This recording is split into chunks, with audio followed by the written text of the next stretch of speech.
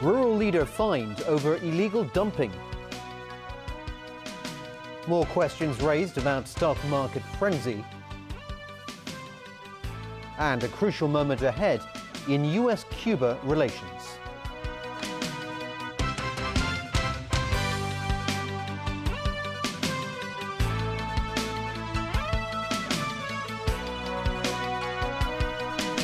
Good evening. We begin tonight with a story about illegal dumping and land rights in the new territories.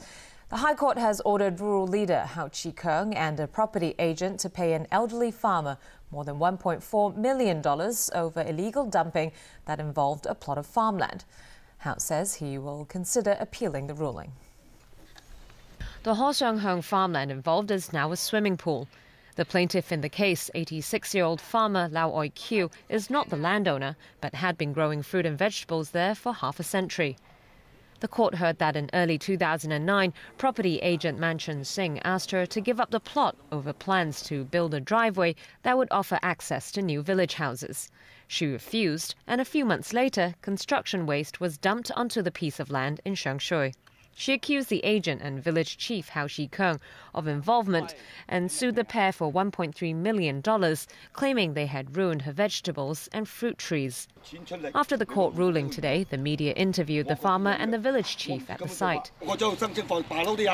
An argument erupted, with Hao accusing the elderly woman of land grab and Lau calling the village chief a bully. In handing down his judgment, Justice Paul Lam said he found the plaintiff trustworthy and reliable, and that the testimonies of the two defendants were not to be trusted.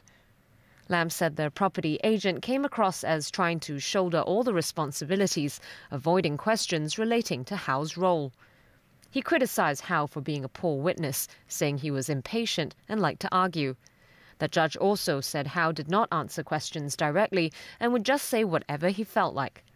He said he had reasons to believe that the rural leader was involved in the case. The judge ordered Hao and Man to pay the plaintiff $1.41 million in compensation, as well as the court fees. The plaintiff also demanded that the defendants return the plot of land to its original form. But the judge said it would be difficult for the defendants to do so without the help of experts, and suggested her to take her case to the planning department.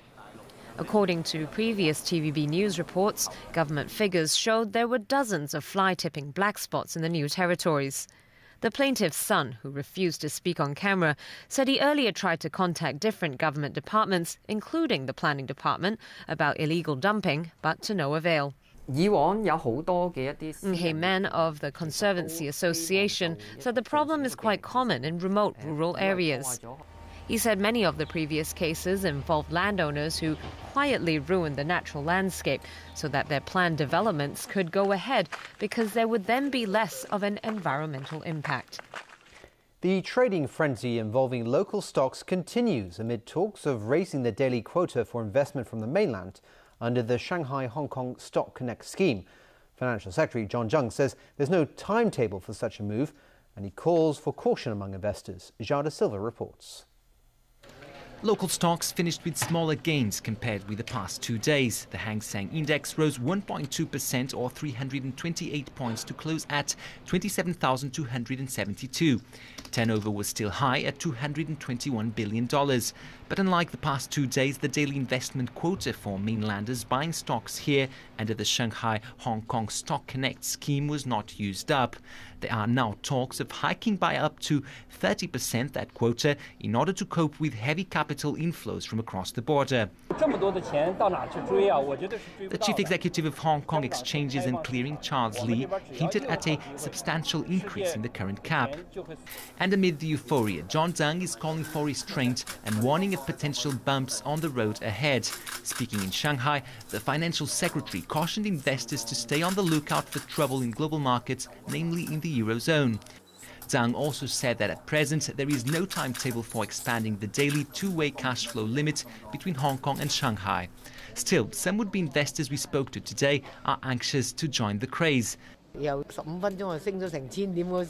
This one says she couldn't make a transaction over the phone, so she tried to do it via a computer terminal. But because turnover was high, the investment platform was especially slow, and she ended up submitting 2 buy orders instead of 1. At the end of the day, she lost money on transaction fees.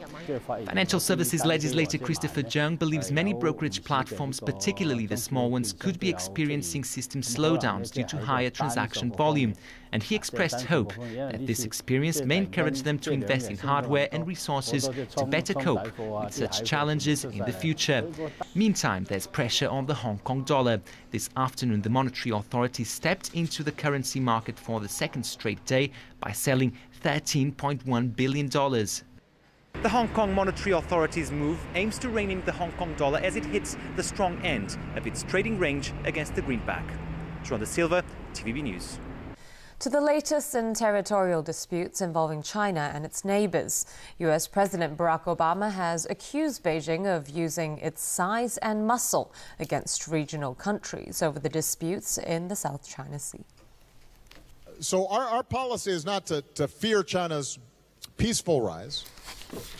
Where we get concerned with China is where it is not necessarily abiding by international norms and rules and is using its sheer size and muscle to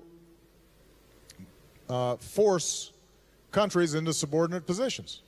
And that's the concern we have around maritime issues. We think this can be solved diplomatically, but just because Philippines or Vietnam are not as large as China doesn't mean that they can just be elbowed aside. New satellite images published by a Washington-based think tank showed Chinese reclamation around Mischief Reef in the Spratly Islands.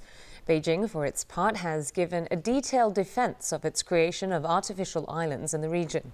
It said the move is needed to safeguard its sovereignty in the disputed waters. Top US and Cuban diplomats have met in Panama in the highest level encounter between the two rivals in more than half a century.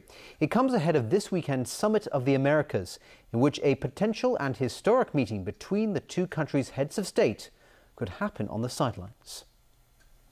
As leaders from all over the Americas gather in Panama, all eyes will be on US President Barack Obama and Cuban leader Raul Castro, whose countries are a step closer to re-establishing relations after decades of hostility. Speaking in Jamaica before the Summit of the Americas, Obama signaled he would soon remove Cuba from the list of state sponsors of terrorism. It's a gesture designed to smooth the way for any potential encounter on the summit sidelines. In terms of the overall process of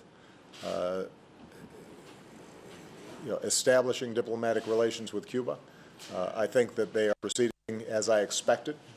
US Secretary of State John Kerry and his Cuban counterpart have already held talks in Panama in the highest level meeting between the two sides in more than half a century. Americans and Cubans can recall just how deep the animosity between their countries ran during the Cold War, when even a casual, friendly exchange between their leaders would have been unthinkable. So, even a brief handshake or hallway greeting will be scrutinized for signs of a potential thaw in relations. 4 months ago, Obama and Castro announced their intention to restore diplomatic relations, beginning a painstaking process that has brought to the surface difficult issues that have long fed into US-Cuban estrangement. Hopes of reopening embassies in Havana and Washington before the summit failed to materialize. The US is still pushing Cuba to allow more freedom of movement for its diplomats, while Cuba wants relief from sanctions. Removing Cuba from the terrorism list could finally lead to the easing of financial restrictions on access to loans and aid. But the move still has to be approved by the US Congress, where some of the more right-wing Republicans are opposed to any thaw in relations until Cuba gets rid of its communist government. Iran's supreme leader has called the Saudi-led airstrikes in Yemen an act of genocide. Addressing an audience of poets and singers in Tehran, Ayatollah Ali Khamenei said Saudi Arabia had set a bad example in the region and made a mistake in launching airstrikes against Shiite rebels known as Houthis. He went on to say the Saudis will in no way emerge victorious. For 2 weeks now, the Saudi-led coalition has failed to stop the power grab by the Houthis, whose advance has forced the country's internationally recognized president to flee the country. In a recent framework nuclear deal struck between Tehran and 6 world powers, the supreme leader stopped short of giving his endorsement, saying he's neither for nor against it. Myanmar President Thein Sein and opposition leader Aung San Suu Kyi have been holding talks on the country's constitution and elections. The discussions are held in the capital and also include the head of the military and other political representatives. Suu Kyi has not ruled out boycotting this year's elections if she and her party believe they won't be free and fair. Constitution is another sticking point because at the moment it forbids Suu Kyi from running for president because her 2 sons are foreign-born. Suu Kyi and her allies say the current framework is unfair and puts them at a disadvantage against the establishment. A police cruiser video has raised more questions about the fatal shooting of a black man by a white officer in the U.S. state of South Carolina. Officer Michael Sager was charged with murder in the incident. Alan Buckner reports. It began as a seemingly routine stop for a broken taillight. Officer Michael Slager approached the Mercedes-Benz being driven by Walter Scott and asked for his license and registration.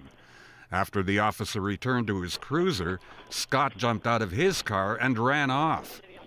The next footage of the incident was taken by a bystander who said he heard a scuffle and the sound of a taser gun.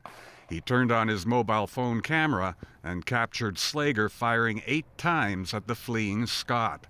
What happened in between the 2 pieces of video footage remains unclear. But in another incident, Slager was exonerated in 2013 of a complaint about the excessive use of force on another black man. Mario Givens says he was awakened one early morning by loud banging on his front door. On his porch was Slager. He grabbed my arm, talk about, come on out here. It was never really, he gave me no explanation, no nothing. Why he looking for it, no nothing. And just hit me with that taser, man. Like I said, he has no guard for human life. Givens says he was frustrated by the police reaction to his complaint. It took a real long time to even investigate the kids, because when they kept coming back, they told me, we still investigating. Givens says eventually police told him they found Slager did nothing wrong. If they had even tried to listen to me and really investigated, that man would have probably been alive, because he wouldn't have been an officer in the field. All this has raised more calls for an investigation into the largely white North Charleston police force that patrols the mainly black neighborhoods. When the evidence at the scene does not support what the officer says, and yet time and time again that's what's accepted, that tells you that it is business as usual. North Charleston, like many police forces, uses its own officers rather than a review board to conduct internal investigations. Alan Buckner, TVB News. And still to come in our news tonight. ATV late pay fines now top $1 million. A very public feud in France between the right-wing Le Pens. And a young Texan shows away at the Masters.